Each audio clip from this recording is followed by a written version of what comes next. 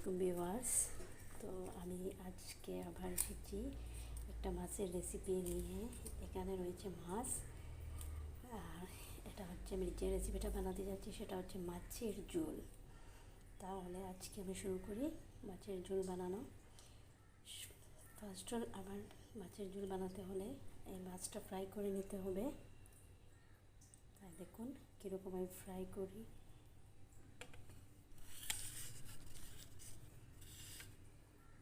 আমি কড়াইটা বসিয়ে দিলাম, দিয়ে এখানে আমার মাছ আছে। তো মাছের মধ্যে আমি একটু কাশ্মীরি মরিচ দিয়ে দেবো, বেশি দেবো না, অল্প দেবো। আর দিয়ে দেবো একটু হলদি, তারপরে দিয়ে দেবো পরিমাণ মতো নিমখ। দিয়ে আমি এটা একটু ভালোভাবে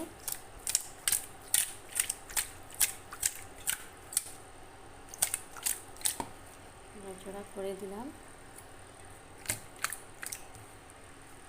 এদিকে আমি কড়াই বসিয়ে দিয়েছি। কড়াইতে আমি দিয়ে দেবো সরষের তেল। দিয়ে দিলাম সরষের তেল। এখন আমার কড়াইটা গরম হয়ে গেছে, তাই আমি এখন মাছ ছেড়ে দেবো।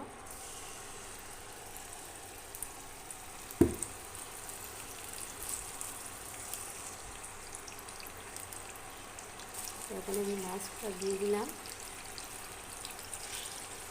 কম করে দেবো, সব একই সঙ্গে দেবো না, কারণ আমার কড়াইটা একটু ছোটো আছে, সেই জন্য। প্রায় হয়ে গেছে, আমি একটু একটু করে পাল্টে দিচ্ছি। পাল্টে দিয়ে দিলাম। কড়াইটা একটু ছোটো হয়ে গেছে আর কি, পাল্টে নিলাম।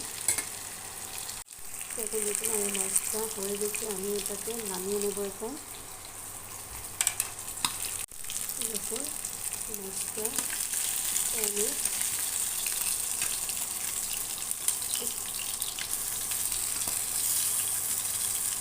একটু করে নামিয়ে নেব।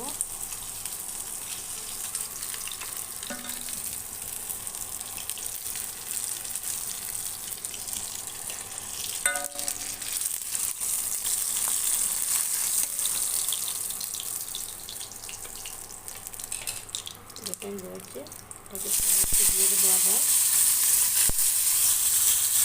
তাই এখানে মাছের ঝোল বানাতে আমার কী কী লাগবে সবটা এখানে আমি নিয়েছি। এখানে লাগবে আমার কুচি করা পেঁয়াজ, কাঁচা লঙ্কা, একটা রসুন, একটা বেশি রসুন, একটুটা আদা, আর আমরা বলি টাঙ্গা পাতা, জানি না আপনারা কী বলেন, আমরা টাঙ্গা পাতা বলি।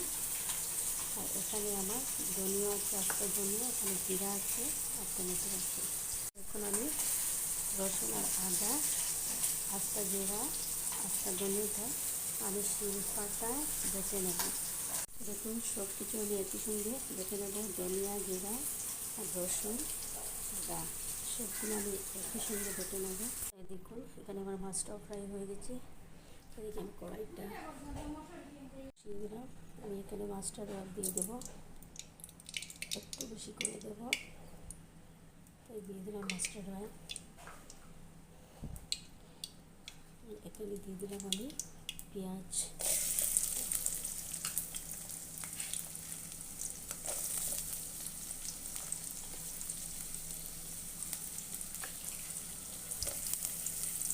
দিয়ে দিলাম আমি কাঁচা লঙ্কা,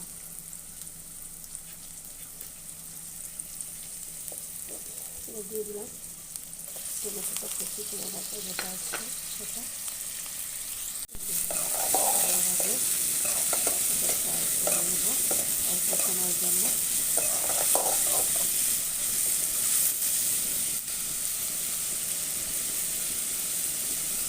দেখুন টমেটো ফ্রাই হচ্ছে, আমি একটু দিয়ে দেবো আস্তে ধনিয়া, আস্তে জিরা আর আদা রসুনের পাতাটা একটু সঙ্গে রেখে দিয়েছিলাম,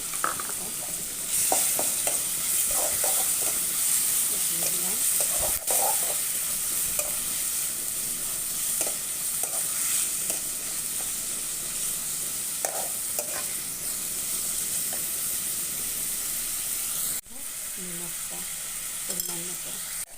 এখন আমি দিয়ে দেবো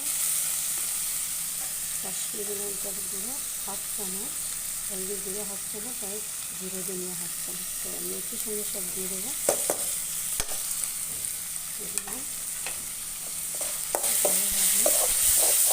তারপরে এখন আমি ঠান্ডা পাতাগুলো ছেড়ে দেবো।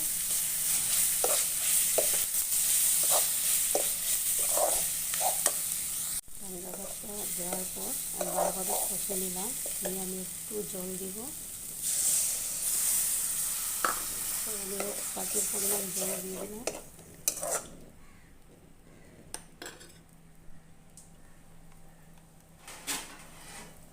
এটাকে অল্প সময়ের জন্য আমি ঢেকে দেবো।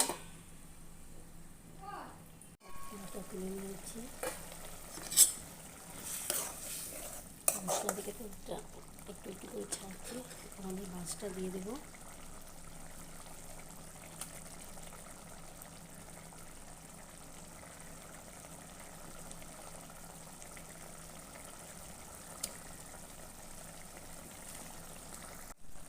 আমি একটু জল দিয়ে দেবো।